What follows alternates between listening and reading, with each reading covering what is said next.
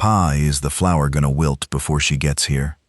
Ren Tally looked down at his son Jem, standing at the stage stop with a small purple aster clutched tight in his small brown hand and a very worried face. It had already wilted a little. It'll hold, Ren said. Stage is due any minute. Toby, on Ren's other side, gripped his father's coat and said nothing. They stood on the boards of the Silver Fork stage stop at 10 o'clock on a warm July morning, 3 of them dressed in their Sunday best. Ren had shaved. The boys had their hair slicked flat. Jem, on the walk-in from the wagon, had picked the aster from a clump by the ditch and said, "For Miss Everly, Pa. She's coming a long way." Ren had said, "That's kind of you, son," and had ruffled the boy's hair and looked away, because his throat had gone strange. He had not brought a woman home to that ranch since Louisa. He was 34, and he had been alone with the boys for 4 winters, and he did not know what he was doing. The advertisement in the Missouri Republican had asked for a housekeeper of good character with references, and the letter that had come back had been in a neat schoolgirl's hand, and the writer, Miss June Everly of St. Louis, had said that she had cared for her mother through a long illness and was now free for other work, and she had enclosed a letter from her mother's minister and one from a Mrs. Pratt of the Cottonwood Street boarding house. Both letters had said she was gentle and steady and unspoiled. He had answered by return mail with the stage fare and a plain description of the position and of himself. The stage came around the bend with a wash of dust. June Everly climbed down carefully, holding her carpet bag in one hand and the door frame of the coach in the other. She was of medium height and slim, in a plain gray traveling dress. She had brown hair braided back beneath a small straw bonnet.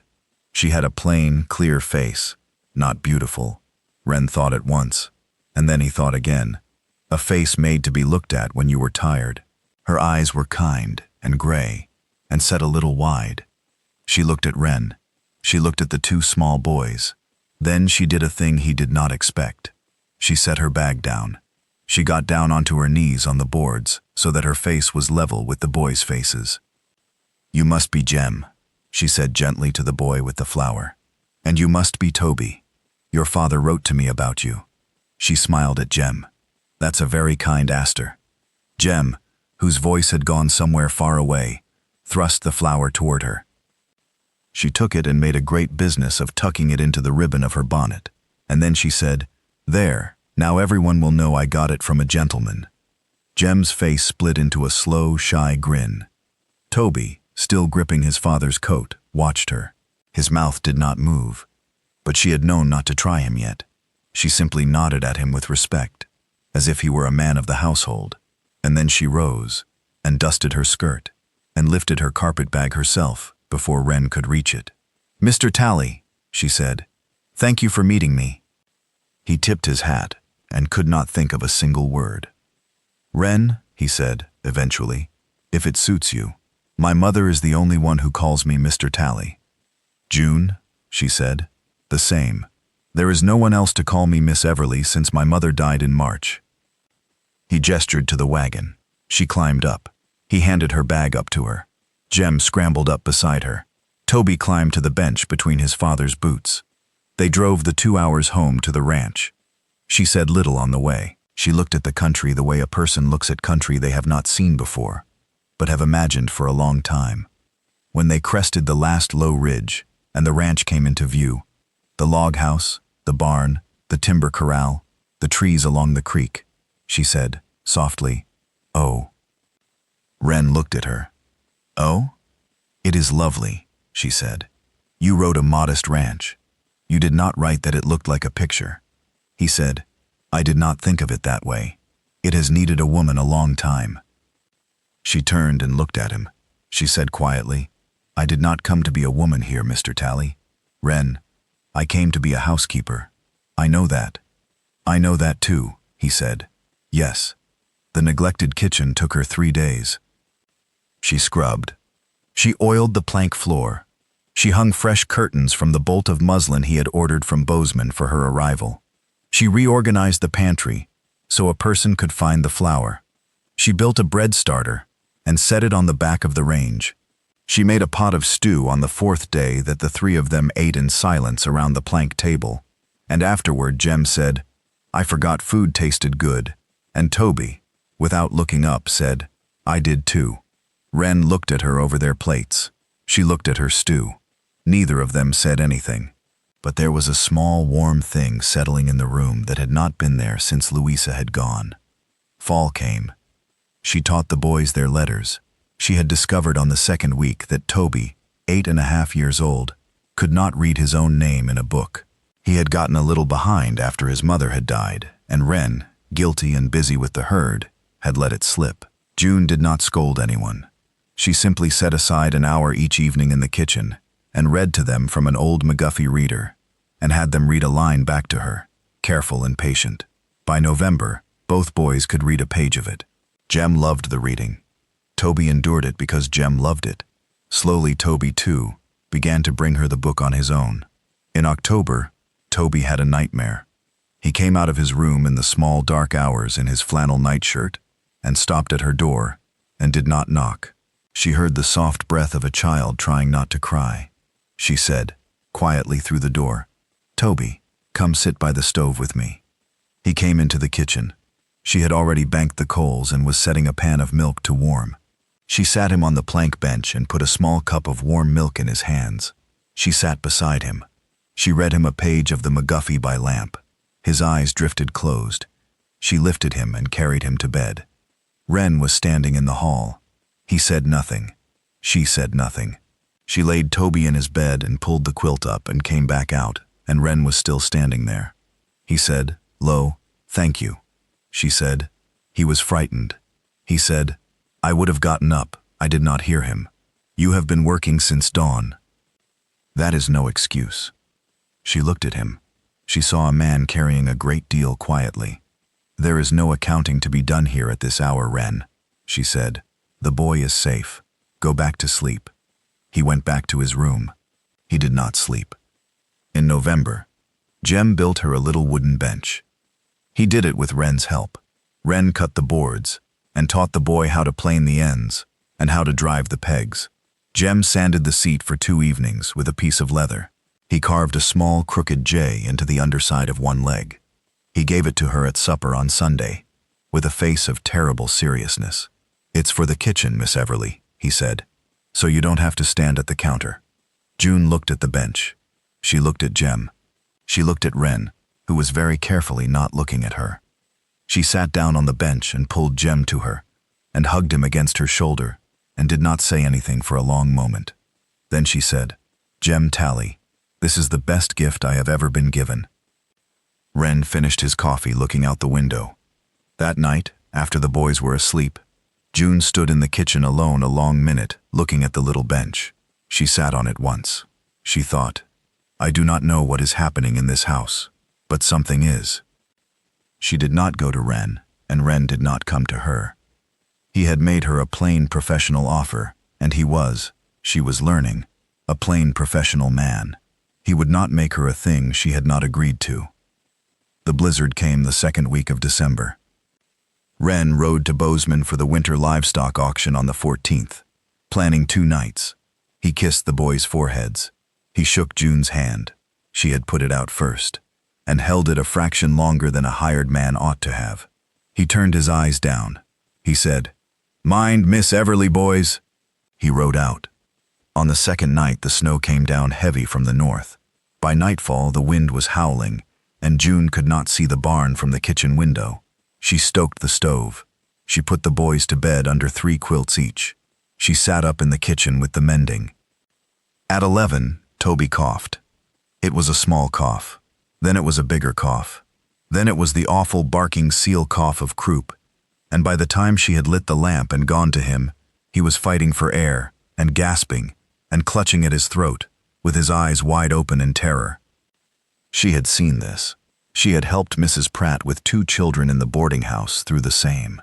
Her mother had taught her. She scooped Toby up in a quilt and carried him to the kitchen and set him upright on her lap in the rocker by the stove. She threw open the stove door. She dropped a great pan of water on the range and cast in half an onion and a spoon of honey and a handful of the willow bark she kept in a paper twist. She put wet linen over both their heads to trap the steam. She held him upright against her chest. Jem stood in the kitchen door in his nightshirt. Miss Everly. Jem, come here.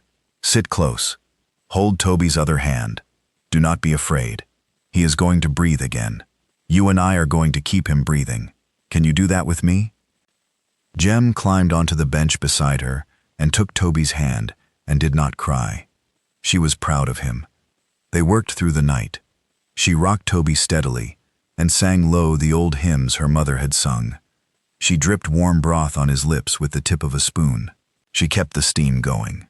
She rubbed the small of his back. When the coughing peaked at 3 in the morning and his lips went blue for a terrible 3 seconds, she flipped him gently forward across her knee and thumped his back sharply, and he took a great whooping breath and cried out, and the color came back into his face.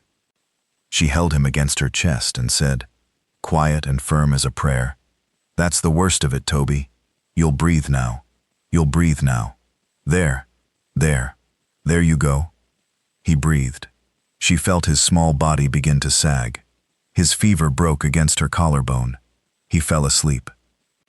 Jem's face was streaked silently with tears. She opened her other arm to him. He crawled into it. She did not know when she slept. When she woke, it was mid-morning. The wind had stopped. The stove was down to coals but still going. Toby was breathing soft and even against her neck. Jem was asleep against her shoulder. Someone was kneeling on the floor beside the rocker. Ren. His coat was wet to the shoulders. His hair was matted with snow. His face was so drawn it looked 10 years older than yesterday. He had ridden all night through the drifts from Bozeman, hearing that the pass had shut. He put a hand very lightly on her cheek. "June." "Toby had the croup," she whispered. "It broke around 3. He's asleep." Ren's eyes closed. She felt him breathe out. He opened his eyes. He said quietly, "You are the reason my boy is alive." She said, "You are their father." I did what a woman does at a fire. He put his forehead against hers a moment. Then he sat back on his heels. He said, "June, I made you a plain professional offer and I have honored it. I will honor it still, if that is what you want. If you wish to be only what we agreed to be, I will not speak of it again, and you will have my respect and my wage and my house for as long as you would like. But I have wanted, since October, to ask you something else. I could not ride through that snow last night without knowing that if the pass had been an hour shorter, I would have found you here. And I do not want to spend one more night riding toward this house without the right to call you mine when I get here. So I will ask you now, would you be my wife?" She looked at him. Against her chest, Jem stirred. "Pa," Jem murmured, half asleep. "Is she gonna stay for always?" Ren laughed. It was more of a breath than a laugh. It caught in his throat. Toby, waking, blinked slowly. He looked up. He saw Ren.